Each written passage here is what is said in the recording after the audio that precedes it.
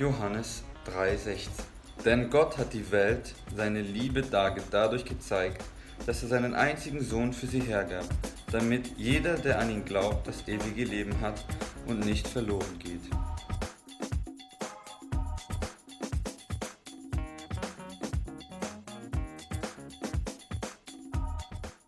Bom, queria explorar com vocês o tema o equívoco no fundamento do pentecostalismo. Queria antes de tudo dizer que eu não sou melhor do que ninguém.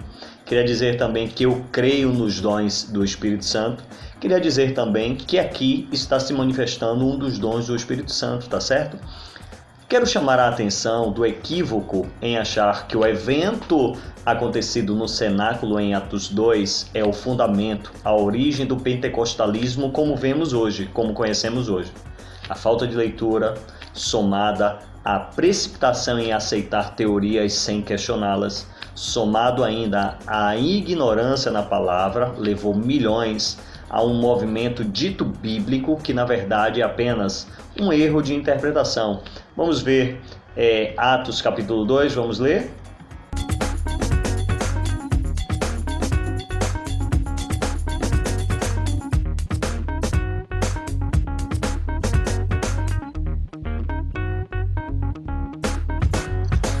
Primeira observação, Atos 2 refere-se apenas aos apóstolos que estavam reunidos e foi distribuído o dom de língua, chamado por alguns línguas estranhas, mas que para melhor explicação nada mais é do que línguas diversas ou língua estrangeira. Aqui na Bahia a gente costuma dizer que o estrangeiro que vem aqui, ele fala embolado, não é? Foi isso mesmo que aconteceu, os apóstolos começaram a falar em línguas, em outras línguas, que para alguns parecia falar embolado. Começaram a falar em outras línguas e cada um na sua língua entendia o que se estava falando, simbolizando que o evangelho alcançaria todas as línguas de toda a terra. O grego ouvia na sua língua, o etíope ouvia na sua língua, o árabe ouvia na sua língua, o judeu ouvia na sua língua, o romano ouvia na sua língua, cada um ouvia o evangelho na sua própria língua. Este foi um milagre acontecido na presença de todos. João 3,16. Porque Deus amou o mundo tanto que deu o seu único Filho, para que todo aquele que nele crê não morra, mas tenha vida eterna. Segunda observação, o Pentecoste não tem nada a ver com o movimento pentecostal chamado pentecostalismo. Pentecostes é uma festa do calendário judaico celebrada 7 semanas após a Páscoa. Esta festa é chamada de Festa das Semanas ou das Primícias. A palavra Pentecostes vem do grego que significa 50, porque lá em Levíticos capítulo 23, 16, pede para contar 50 dias após a Páscoa para ser celebrada, então, a festa das primícias. Então, o Pentecoste não existe por causa do pentecostalismo e nem pela festa do Pentecoste veio o pentecostalismo. Terceira observação, Atos capítulo 10. Quando Pedro é chamado para a casa de Cornélio, seria um fundamento muito melhor para dizer que foi daí que surgiu o pentecostalismo que Atos 2, porque lá estavam reunidos não só os apóstolos, mas homens diversos que não conheciam o evangelho, e quando foi ministrada a palavra para eles, caiu o Espírito Santo sobre eles. Lê Atos 10, 44 a 46.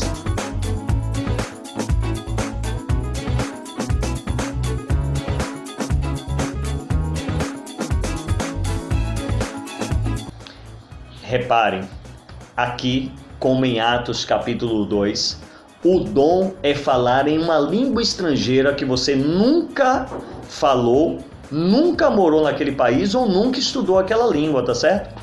Quarto motivo, o que aconteceu no cenáculo pode simbolizar também a unificação do evangelho relacionado à separação de línguas que houve em Babel, Gênesis capítulo 11, de 1 a 9.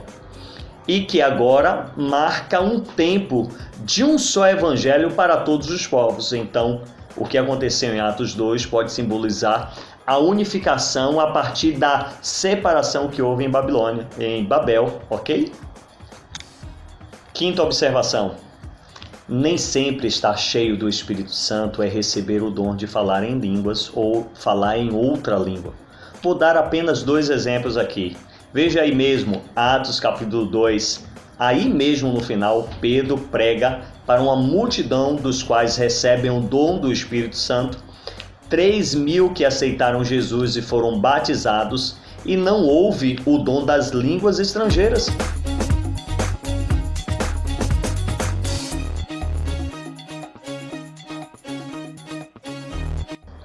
Outro grande exemplo para deixar claro é Atos capítulo 9. Quando Saulo se converte, ele recebe a ministração de Ananias, fica cheio do Espírito Santo, mas não houve a manifestação de línguas estrangeiras. Veja aí Atos 9, 17 a 19.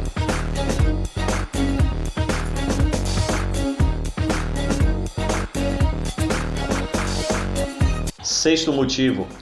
A língua dos anjos, citada por Paulo em 1 Coríntios 13:1, não é o dom de línguas citada no capítulo 14 de 1 Coríntios. Paulo, no capítulo 14, está falando das mesmas línguas estrangeiras de Atos capítulo 2. Veja, leia comigo, 1 Coríntios 14, versículo 13, versículo 20, versículo 21.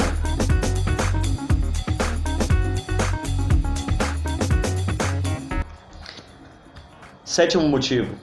Se Paulo em 1 Coríntios capítulo 14 exorta para que a igreja procure os melhores dons e considera que falar em outras línguas é o menor dom, que é melhor se calar do que falar o que não tem interpretação, que o dom da profecia é maior do que o dom das línguas, que o dom das línguas só edifica se houver quem interprete a língua estrangeira que se está dizendo.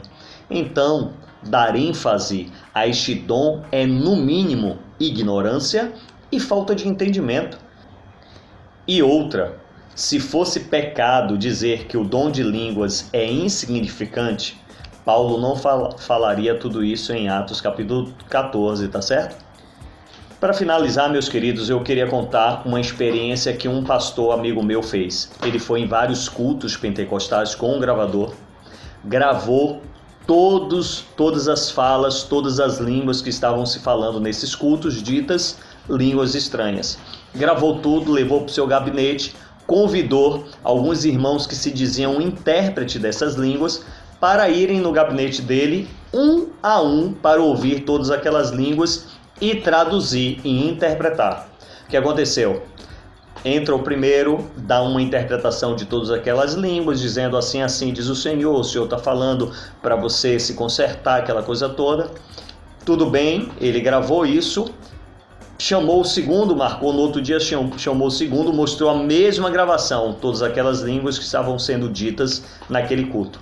Esse irmão, que dizia que era intérprete, também deu uma outra interpretação totalmente diferente do primeiro, e ele chamou o terceiro, o quarto, o quinto, e todos os 5 deram interpretações diferentes. Nenhum deles conseguiu dar a mesma interpretação das línguas que se falavam, provando que quando este pentecostalismo se desenvolveu, foi nessa, digamos, língua embolada, é só falar embolado que você está falando em línguas, e na verdade é um equívoco, porque falar embolado, entre aspas, significa falar uma língua estrangeira, tá certo?